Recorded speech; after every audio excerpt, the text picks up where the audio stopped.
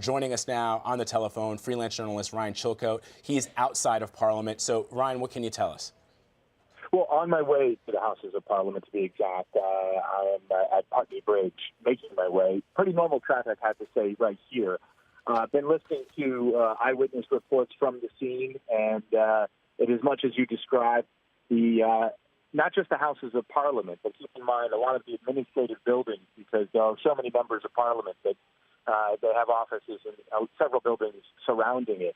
Those buildings are all still in lockdown at this point. We just heard from a member of Parliament saying how fearful they were when it all began because no one was really sure what was going on. They've been told to stay put.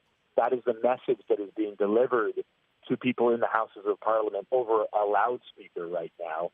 Of course, all this taking place after this attack. It's like you've said, it appears that it was an individual driving a car. For lack of a better way of putting it, drove into a crowd of people, mowing down at least several.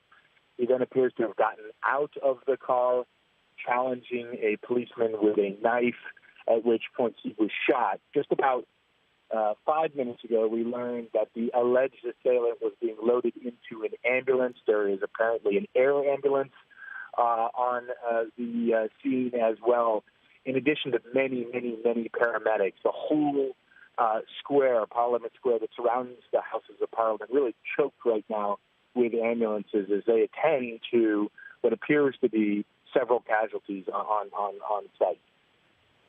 And so where you are right now, can you tell us exactly what you're seeing in terms of police presence, in terms of the activity that you may be seeing that gives any more indication as to what is actually happening? Yeah, no, very, I'm probably about a mile and a half away at this point, and it is a very normal-looking day here in London, as is often the case with terrorist attacks. You don't get too much increased security, in the direct aftermath, and this is a very localized event. I can tell you, I was just at the Houses of Parliament inside doing some reporting last week, and the area where this attack took place has a very, by London standards, robust police presence. And by that, what I mean is there are actually armed men standing out in the street, police officers with weapons, which is, like in many countries around the world, not something you see in the UK very often. But they're right there, right at the foot of Westminster Bridge, right near where this attack took place, because they are effectively guarding all of these government buildings there. So this attack really took place in the most secure part of London. But we shouldn't be surprised, I guess, that having said that this has happened, because after all, we've seen several attacks involving vehicles like this, haven't we, in Europe? And it's very, very difficult to guard against. Yeah, and Ryan, the other thing that I was thinking about, Vlad and I were talking about Nice, and we were talking about Berlin and the use of a vehicle. Yes. But the other thing that I was thinking about is about the very attacks that have happened in London over the past few years, and how many of them involved stabbings. Many of them involved what seemed like random victims. I'm thinking about Labour MP Joe Cox, who was stabbed by a right-wing extremist, and that was last year. Prior to that, a year before that, there was a stabbing in the subway, the Tube. 3 people were stabbed there. And of course, Lee Rigby, the British soldier, who was stabbed as well by somebody, 2 Islamist extremists. Yes, and it's important to point out that it is very difficult to get your hands on firearms in the United Kingdom, which is one reason, logic would dictate, that so many of these attacks involve knives. Whether you're talking about street crime or terrorist attacks, knives are usually involved, and that's one of the reasons why the casualty numbers tend to be much lower than you would see in other cities. The United States comes to mind as part of that. Now, using a car, however, is still a very effective way. And I was listening to Jonathan earlier talking about the tourists on Westminster Bridge. I can tell you I was actually doing some reporting in front of a camera there just last week. And Westminster Bridge, even now, even though, the weather's still not great in the UK, it's midweek, teeming with tourists. every tourist, from around the world, they want to get onto Westminster Bridge and they want to get a picture of themselves, a selfie with Big Ben behind them. And that appears to be the exact area that this assailant has attacked with his vehicle. Very difficult to navigate Westminster Bridge as a tourist or just somebody who's trying to make their commute home without weaving around people. Even now, that's what I saw just last week working there. There are so many people, all of them, really, they come here to London, they come to the Houses of Parliament. It's a journey that I think people from around the world, not just Europe, the Middle East, Africa, Asia, come to make because they want that picture of them there. They want to look at the House of Parliament, 10 Downing Street, which is just down the road, the London Eye. And Ryan, give us a sense. We know, obviously, that Europe and the entire world, in fact, is always on heightened alert because of the fear of terrorist attacks. We know from Jonathan Vigliotti's reporting that the Metropolitan Police had been doing some training exercises, and they probably do them on a fairly regular basis to plan for such an attack. As you point out, it is very difficult to prevent an attack using a vehicle because, in theory, every vehicle is a weapon. But what are some of the training methods that the Metropolitan Police has used in the past, and how has that heightened state of awareness, that heightened state of readiness translated into what people see on the streets of London? People are very, in this country, very cognizant of, are very aware of bomb threats. Part of the unique experience of the United Kingdom is, sort of before we saw a lot of the terrorism beginning in 2001, there was, the IRA in this country was very active. And people, when you travel around London, are very aware when they see a bag that has been left unattended, for example.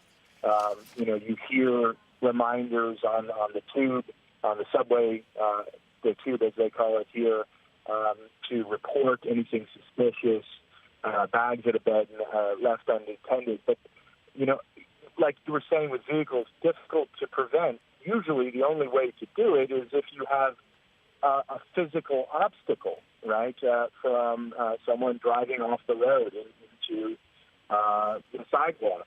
And in the United Kingdom, the only thing that's really changed in London in the last, let's say, year or two when it comes to that is that they put in a whole bunch of bike lanes. So these are kind of, lanes for bikes that are segregated by, separated from the main road by, let's say, 6 feet of like a sidewalk. But they certainly wouldn't stop a vehicle from moving, but they could slow it down.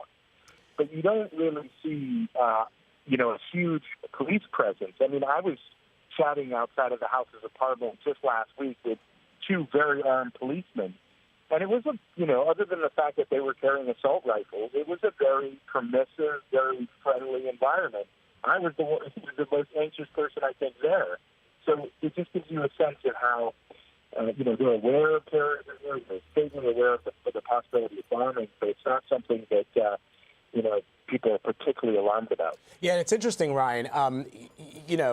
What maybe a lot of people in this country may not realize is that many of, for example, the offices where politicians, including the Prime Minister himself, live and work are very close to where the public actually interacts on a daily basis. I mean, 10 Downing Street is not all that far off from where pedestrians are always walking and going about their daily business.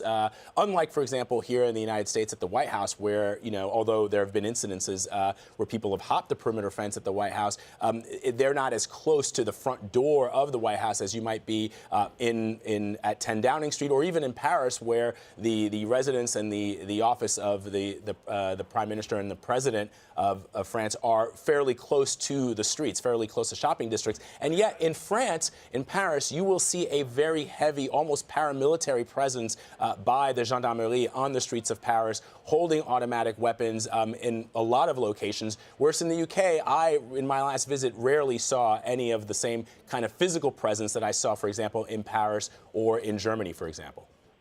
Yeah, exactly. You'll normally see a couple of armed policemen outside of a government building headquarters. which, as you pointed out, there are dozens of right in that area. And in the UK, that's remarkable because you don't normally see armed policemen anywhere, except for at the airport, other sensitive areas.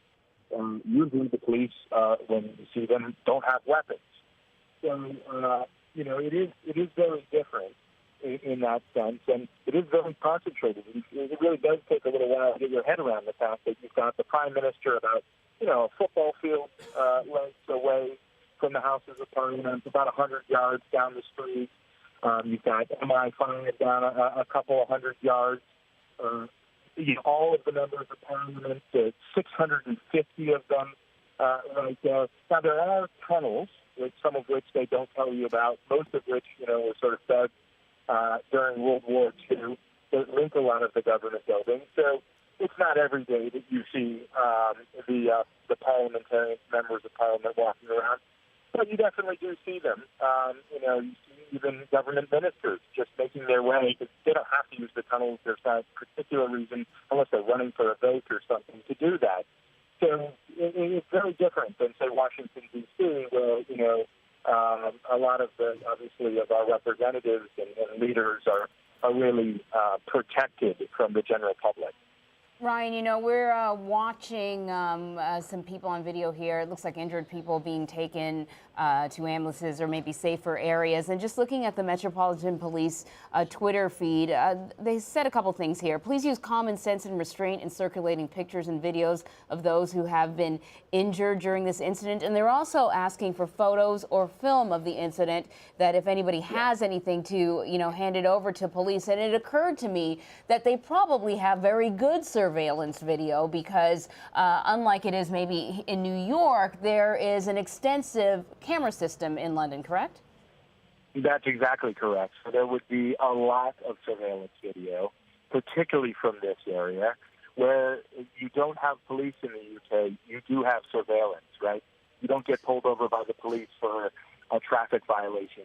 It's caught on camera and you get the ticket in the mail. And believe me, they're everywhere. So that is definitely a factor. And in addition to that, what I would point out is, of course, everyone there has a smartphone in this area. Let's say the tourists or just people crossing the bridge, they all have smartphones.